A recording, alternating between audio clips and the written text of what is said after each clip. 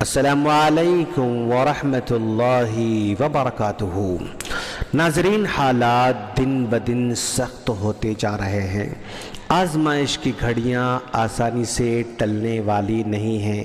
اللہ بندوں کو اور آزمانا چاہتا ہے۔ شاید ان حالات میں حتی الامکان گھروں پر ہی رہنے کو ترجیح دیں۔ چھوٹی چھوٹی ضرورتوں کے لیے باہر نہ نکلیں۔ کوشش کریں کہ ہفتہ بھر کا سودا سلف ایک ہی ساتھ لے لیں۔ لوگوں سے دور دور رہیں۔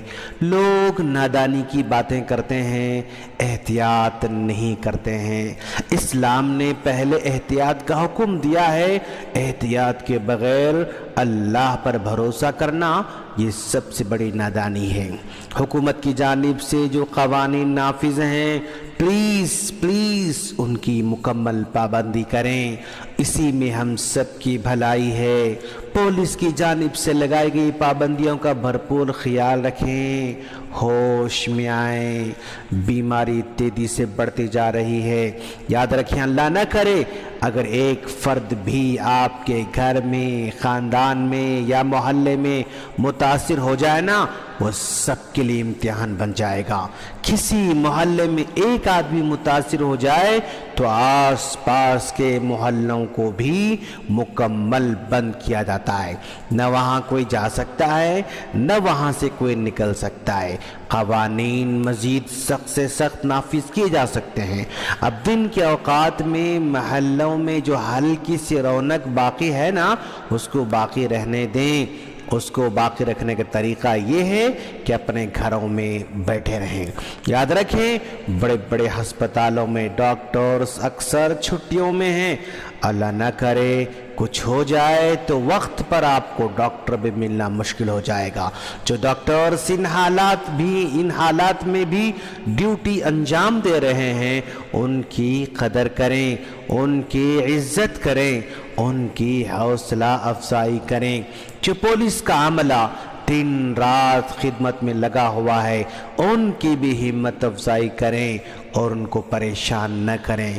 ان دنوں جو بھی دعا کی جائے گی ضرور قبول ہوگی انشاءاللہ، کیونکہ ساری دنیا اس وقت بڑے بڑے گناہوں سے محفوظ ہے۔ دنیا پاک نظر آ رہی ہے۔ عالمی طور پر شراب کے اڈے بند ہیں۔